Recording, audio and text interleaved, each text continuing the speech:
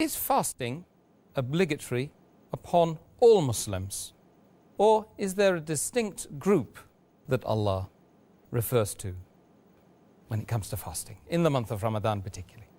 Alhamdulillah, wassalatu wassalam ala rasulillah wa ala alihi wa sahbihi ajmain.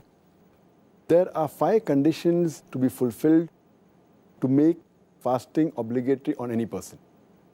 Number 1 is he or she should be a Muslim. Number 2, the person should be sane. Number 3, he or she should have reached the age of puberty. That means he or she should be an adult. Number 4, the person should be healthy. Number 5, the person should not be in a state of traveling. He or she should be settled. There are additional 4 conditions for a female to be fulfilled.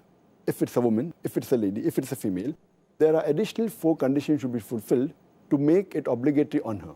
Number 1 is that she should not be menstruating.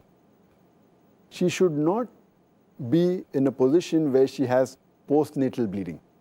She should not be breastfeeding, and she should not be pregnant. So for a woman, if all these 9 conditions are fulfilled, then it becomes obligatory on her. And for the male, only the first 5 conditions have to be fulfilled to make it compulsory for them to fast in the month of Ramadan.